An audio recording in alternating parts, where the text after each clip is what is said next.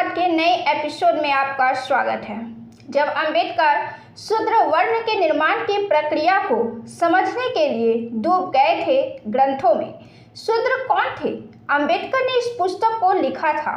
यह उनके द्वारा लिखित एक ऐतिहासिक कृति है। इस पुस्तक को वे महात्मा ज्योतिबा फुले को समर्पित करते हैं। वे उनके बारे में बताते हैं, वे आधुनिक भारत के सबसे महान शूद्र थे, जिन्होंने उच्च वर्गों की गुलामी के प्रति निम्न वर्ग हिंदुओं को जागरूक बनाया और जिन्होंने संदेश दिया कि भारत के लिए सामाजिक लोकतंत्र विदेशी शासन से आज़ादी से भी अधिक महत्वपूर्ण है।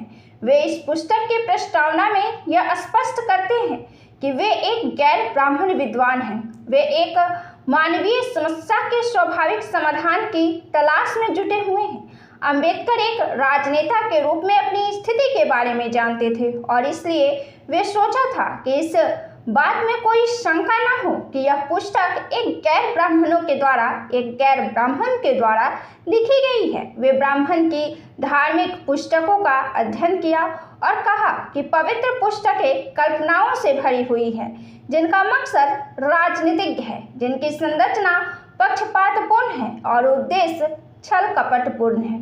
अंबेडकर ने शूद्र वर्ण के निर्माण की प्रक्रिया को समझने के लिए उन्होंने कई ग्रंथों का अध्ययन किया। उन्होंने उन्हें समझने की कोशिशें की। अंबेडकर ने शूद्र वर्ण के निर्माण की प्रक्रिया को समझने के लिए उन्होंने कई ग्रंथों का अध्ययन किया। उन्होंने उन्हें समझने की कोशिशें की। उन्होंने आर्य आक्रमण सिद्धांत की सूक्ष्म और सम्यक जांच की। उन्होंने ऋग्वेद के विषय में अपने विश्लेषण में कहा कि आर्यन एक जातिगत शब्द न होकर प्रचलित सामाजिक और सांस्कृतिक शब्द है। आर्य आक्रमण सिद्धांत को खारिज करते हुए उन्होंने कई उदाहरण दिए जिनमें आर्य शब्द का नस्लीय अर्थ नहीं था। अंबेडकर ने कहा कि आर्य जाति का सिद्धांत डॉक्टर बॉब द्वारा साल 1835 में उनकी युगांतकारी पुस्तक तुलनात्मक विकर्ण में पुस्तक प्रस्तुत भाषा वैज्ञानिक पूर्व पर आधारित है कि भारत जर्मनिक मूल आर्य जाति के आधुनिक प्रतिनिधियों में अत्यंत पवित्र है और आर्य भाषाएं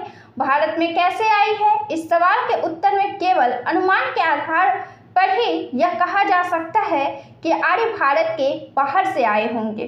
शूद्रों का दिव्य मूल को सिद्ध करने के लिए ऋग्वेद के 10वें मंडल में पुरुष सूक्त को सबूत के तौर पर हमेशा उद्धृत किया जाता है।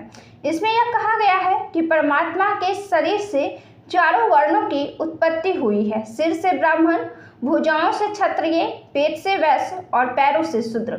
अंबेडकर का मानना था कि वर्ण व्यवस्था जाति व्यवस्था के लिए जिम्मेदार था और यह जाति व्यवस्था अंतरजातीय विवाह के ही माध्यम से भंग किया जा सकता है।